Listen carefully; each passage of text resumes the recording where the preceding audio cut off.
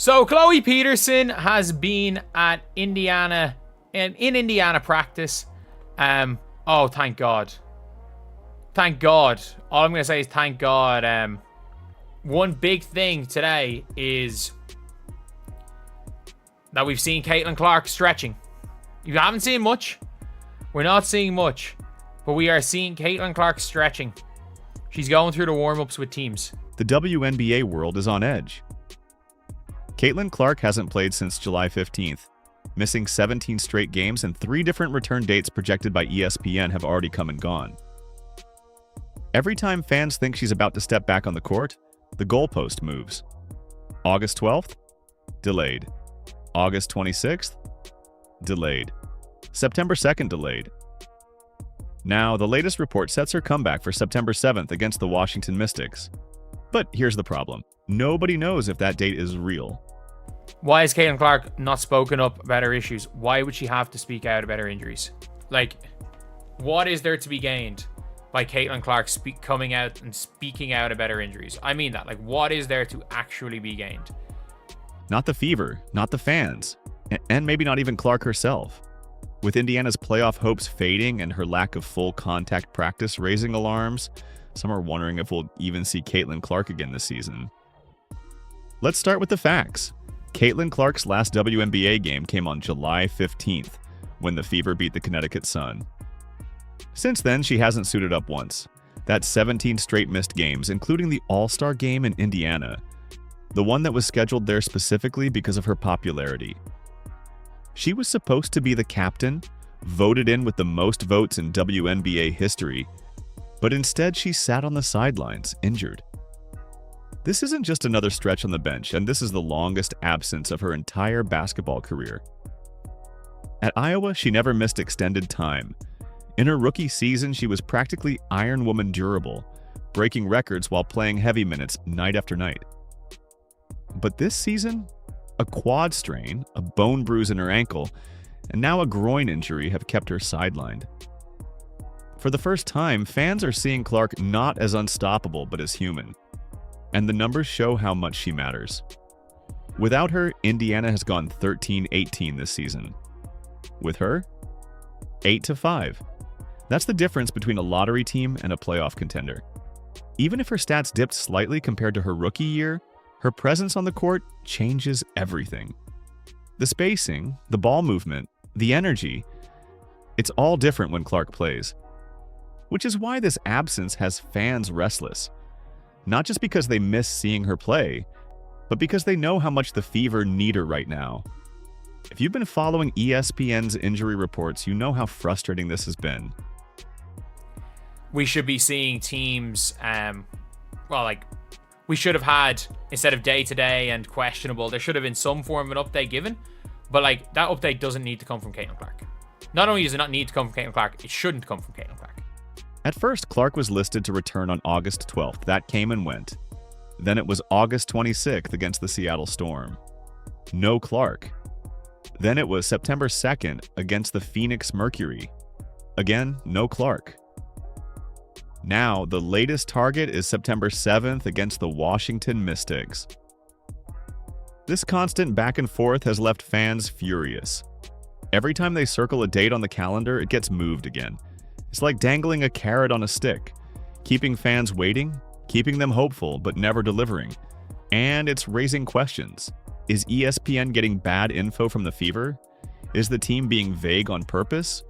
Or is this part of a bigger strategy to keep Clark's name in the headlines, driving ratings and engagement even while she's not playing? Because make no mistake, every Clark return update is a headline.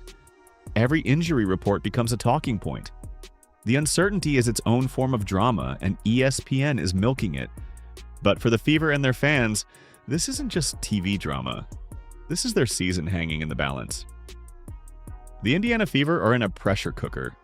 Every game left in their season feels like a must-win, and the absence of Caitlin Clark is the defining factor in whether they survive or collapse. Let's break this down. Without Clark, Indiana has gone 13-18 this season. With her, 8-5. That's not a small difference. That's the difference between being a borderline lottery team and looking like a legitimate playoff contender. Her presence on the court isn't just about points or assists. It's about how she changes the entire geometry of the floor.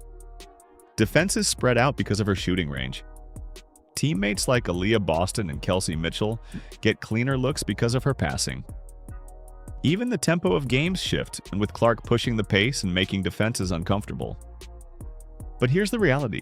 Clark hasn't played since July 15th. That's nearly 2 months without their floor general, their leader, their star, and it's showing. Aaliyah Boston has been carrying the front court, showing flashes of dominance, but without Clark's spacing, she's constantly swarmed with double teams. Kelsey Mitchell is pouring in buckets, but she's being forced into hero ball too often, which isn't sustainable. And while Odyssey Sims has provided a veteran spark, the Fever's offense often looks predictable without Clark steering the ship. Now the Fever are entering their toughest stretch yet. Road games against the Sparks and Valkyries, 2 direct playoff competitors. Lose these, and Indiana could tumble right out of the playoff picture. Win, and they give themselves breathing room. That's the razor-thin margin of the cruel irony. Even if Clark does return on ESPN's new date of September 7th, it may be too late. And if you guys are wondering when soon-ish is, it's in the regular season. In the regular season is my assumption for when Caitlin Clark's coming back. And I think a lot of you guys will be probably in agreement with that Caitlin Clark is probably going to be coming back in the regular season. And we can't complain about that. Like, look, if Caitlin Clark comes back in the regular season, we all should be happy. Because at the end of the day, Caitlin Clark is the biggest name in this league. By then, the Fever could already be locked out of a postseason berth. And even if they are alive, throwing Clark into high-stakes playoff-level games after a 2-month layoff carries massive risks. She hasn't practiced full contact. She hasn't built up game rhythm. She could be rusty, or worse, re-aggravate her injury. This is the tightrope Indiana is walking. Do they rush her back in hopes of saving the season, risking both her health and the team's chemistry? Or do they accept that without her, their ceiling is limited, and play the long game for next season? Fans don't want to hear it, but the Fever's playoff hopes right now are hanging by a thread. And that thread is named Caitlin Clark. Now here's where things get spicy. Fans aren't just frustrated by Caitlin Clark's absence, they're suspicious of it. Why? Because the narrative around her return keeps shifting in ways that feel too convenient. Think about it. ESPN originally listed her as returning August 12th, then August 26th, then September 2nd, now September 7th. Each date gets pushed back just far enough to keep fans hooked, to keep them tuning in, to keep them asking, is tonight the night? It feels like a TV drama, and Caitlin Clark is the cliffhanger. That's where the conspiracy theories come in. Some fans believe the WNBA and the Fever are deliberately being vague about her status to keep ratings high and interest alive. After all, Clark is the league's biggest draw. She's the reason arenas sell out. She's the reason TV ratings have skyrocketed. Even when she doesn't play, her name dominates the headlines. So why not stretch out the mystery? Why not keep dangling the possibility of her return as a way to keep fans engaged? Now, let's be clear. The Fever and the league have denied this. They insist they're being cautious, that Clark's long-term health comes first, and that the shifting timelines are just the reality of rehab. And that could absolutely be true. Groin injuries are tricky. They're unpredictable. One day you feel good, the next day you feel like you're back at square one.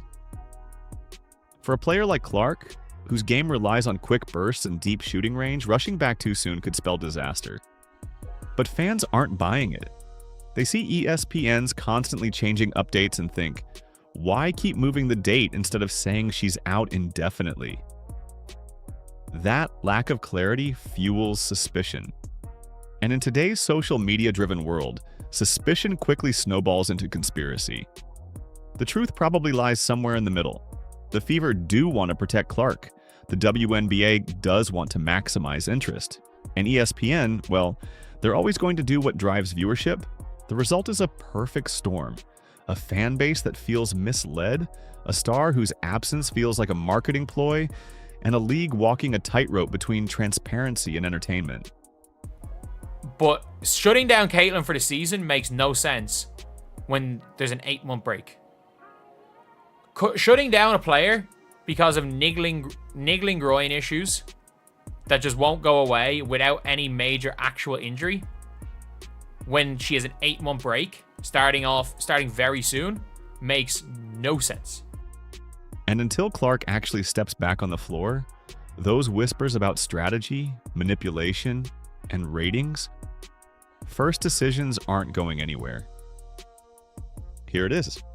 The question everyone's asking: will Caitlin Clark actually play again in 2025? On one side, you have the shut her down crowd. These are the people saying, don't risk it. She's had 3 injuries this season already: a quad strain, a bone bruise, and now the groin issue. For a player who had never dealt with major injuries before, this is uncharted territory. Why gamble the long-term future of the franchise's superstar for a short-term playoff push? The Fever aren't championship favorites this year, even with Clark. So why not prioritize her health, let her fully recover, and come back fresh in 2026? On the other side, you have the she'll play crowd. These fans know who Caitlin Clark is. They've seen her drop 40 in NCAA tournament games. They've seen her step into the biggest spotlights and thrive. They know she hates sitting out. They know she lives for the big stage. And they believe that if there's even a sliver of a chance she can return, Clark herself will push to get back out there. Because that's who she is.